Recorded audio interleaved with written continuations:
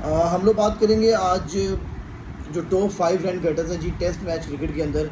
तो सबको पता है, ऑब्वियसली बात है, नंबर 1 पे जी यहाँ पर तेंदुलकर है जी 15,921 रन के साथ। अच्छा, तेंदुलकर की हम लोग यहाँ बात करें तो ऑब्वियसली बात है, he is leading the chart और उन्होंने अपना करियर 1989 से स्टार्ट किया था और फिर जो हम जैसे बच्चे हैं जो कि कह लें कि 90s की पैदाइश है, उन्होंने भी तेंदुलकर का एरा देखा हुआ है। एंड वी डू रिस्पेक्ट के इतनी ज़्यादा स्कोर करना और स्पेशली 200 टेस्ट मैच खेलना, इट्स एन अचीवमेंट। और वैसे मैं ये बात करता हूँ कि जितने मैचेस तेंदुलकर को मिले हैं, अगर उतने ही इंतजामुल हक को मिलते, संगाकारा को मिलते और जैक एलिस को मिलते, तो ये सब जो है मेरे लिहाज से ये रिकॉर्ड तोड़ सकते थे। ये जो रिकॉर्ड आपने तेंदुलकर ने बनाया हुआ, इवन वनडे की बात भी करें, अगर विराट कोहली को इतने मैचेस मिल जाए जो तेंदुलकर ने खेले हैं, अप्रॉक्सीमेटली 400 मैचेस, तो वो भी इजीली जो है ये इनके रिकॉर्ड तोड़ देंगे तेंदुलकर के वनडे के अंदर लीडिंग रन गेटर होने का। लेकिन अब बात ये आती है कि आप भी फिर खेलो लंबा। जो तेंदुलकर ने सर्व किया इंडिया को, ऑब्वियसली बात है 200 टेस्ट मैच खेला, मीन उसकी फिटनेस भी थी, कंट्रोवर्सी से दूर रहा, कैप्टनसी से दूर रहा, कोई ऐसे इसने काम नहीं किए जिससे उसको जो है ड्रॉप किया जाए या फिर उसके खिलाफ कुछ चीज़ें ऐसी आती हैं, एजेंडा लाइक जो भी चीज़ें पाकिस्तान इंडिया में ग्रुपिंग वगैरह होती है, वो चीज़ें नहीं आई। तो इट्स अ बिग थिंग, इसको क्रेडिट देना चाहिए। लेकिन अगर हम रेशियो प्रोपोर्शन के लिहाज से बात करें तो ऑब्वियसली बात है, जो रूट के अभी तकरीबन 14,075 रन हैं, सेकंड जो है वो कह लें कि लीडिंग रन स्कोर है जिस टाइम पे जो रूट करंट, उनके 165 टेस्ट मैचेस हैं। ऑब्वियसली बात है, उनको 35 टेस्ट मैच जो रूट और खेल गए, जो कि खेल सकते भी हैं, बिकॉज अगले 4 सालों में इनके 35 मैचेस हो जाएंगे, एक एशेज़ में 5 हो जाएंगे, 3 पाकिस्तान के खिलाफ खेलने हैं, 8 ये हो गए, एक आगे जा रहे हैं 9, तो यही हो गए मैचेस। तो अगर ये 35 मैचेस खेल जाते हैं तो ऑब्वियसली बात है ये 16,000 प्लस रन क्रॉस करेंगे और ये अपना जो है एक रिकॉर्ड बनाएंगे। और ये तो नो डाउट्स में है, क्योंकि ये अब हम लोग 35 टेस्ट मैच निकाले, 70 इनिंग्स बनती हैं, 1846 रन हैं, तो उसके लिहाज से तो उनको सिर्फ अगर ये 25-25, 30-30 स्कोर भी करते रहेंगे तो ऑब्वियसली बात है ये हर इनिंग में उस रिकॉर्ड को आराम से तोड़ लेंगे। लेकिन अब क्या सवाल ये है कि क्या जो रूट अपने आप को इस काबिल समझते हैं, इतनी फिटनेस है, फिटनेस तो ऑब्वियसली बात है, लास्ट मैच में देखा 77 की बनाई उन्होंने, 150 बॉल्स खेल लिया। अगला जो टेस्ट मैच है उसमें 100 मारेंगे तो ऑब्वियसली बात है 4100 ऑलरेडी बना चुके हुए हैं। तो फिटनेस तो है उस बंदे की, बट यहाँ से देखना है कितने स्ट्रॉन्ग है। बिकॉज माइकल यार्डी आया इंडिया वर्ल्ड कप खेलने, वर्ल्ड कप के दौरान डिप्रेशन हुआ, भाग गया। जोनाथन ट्रॉट को जो है मिचेल जॉनसन ने आउट करना शुरू किया वहाँ पे एशेज़ के अंदर, वो रिटायर होकर चला गया। तो ये इंग्लैंड क्रिकेटर्स का हम लोग कुछ कह नहीं सकते, कभी रिटायरमेंट आ सकती है। जैसे केन विलियमसन को देख लें, आई डू बिलीव कि इसमें भी क्रिकेट पड़ी हुई थी, 2-3 साल की क्रिकेट इसमें पड़ी हुई थी, स्पेशली टेस्ट क्रिकेट तो पड़ी हुई थी उस बंदे की, वनडे पड़ी हुई थी, बिकॉज आपने साउथ अफ्रीका जाना था, वहाँ पे पिच स्पॉट भी करती हैं आपको। उसके बाद विराट कोहली ने बड़ी जल्दी टेस्ट से रिटायरमेंट ले ली। तो ये सारी चीज़ों को देखते हुए अब सवाल ये आता है, क्या जो रूट इस पर्सनली हम तो देख रहे हैं कि वो रिकॉर्ड तोड़ेंगे, बट क्या वो खुद पर्सनली देख रहे हैं कि वो इस रिकॉर्ड को तोड़ना भी चाह रहे हैं कि नहीं? This is the main question. और मेन कंसर्न भी ये होगा कि क्या जो रूट खुद इस अपने आप को इस लेवल पे लेके आना चाह रहे हैं, ये रिकॉर्ड तोड़ना चाह रहे हैं कि नहीं?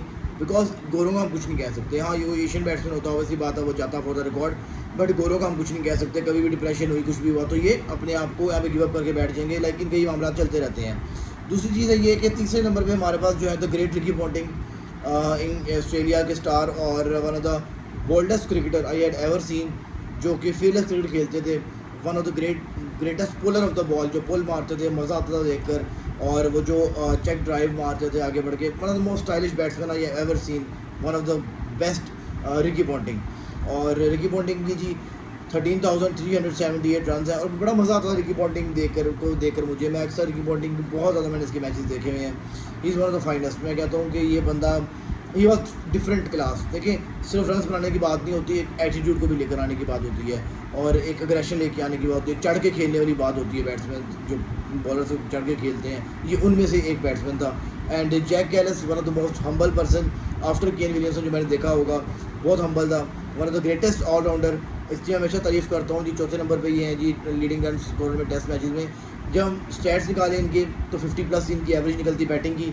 जब हम बॉलिंग की बात करते हैं तो इन्होंने जो है अच्छे भले बॉलर से ज़्यादा विकेटें ली हुई हैं। तो he is one of the finest, one of the greatest and one of the most underrated का वर्ड मैं यूज़ कर रहा हूँ, underrated all rounder of this generation.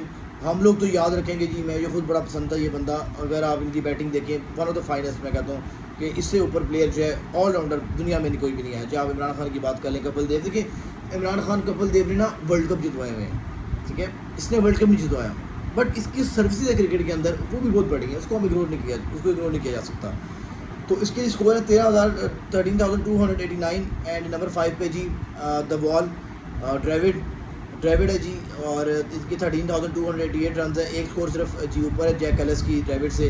तो ये सारे जो हैं जिन्हें को देखते हुए अब मेन कंसर्न दोबारा वही आ जाता है कि क्या जो रूट अपने आप को इस काबिल समझ रहे हैं कि 1846 रन उन्होंने ये अचीव करने हैं, क्या उनके माइंड में ये चीज़ें भी हैं कि नहीं हैं, क्या वो वाकई जाना चाह रहे हैं इस रिकॉर्ड के लिए कि नहीं। बिकॉज आई डू विश कि यार उसको ये रिकॉर्ड तोड़ना चाहिए, बिकॉज ये जो तेंदुलकर है ना वो अब मिसाल के तौर पे मैंने तेंदुलकर को देखा हुआ है, ठीक है, मैंने तेंदुलकर को देखा हुआ है लाइक अपनी 2000 के अंदर जब होश संभाला, जब 2003 में मैंने वर्ल्ड कप देखा था इंडिया और ऑस्ट्रेलिया का, जब रिकी पॉन्टिंग ने 150 मारी थी फाइनल में, वो मैचेस वहाँ से देखा हुआ मैंने, वहाँ से देखना शुरू किया तेंदुलकर को। Tendulkar is one of the finest, मैं मानता हूँ, ठीक है।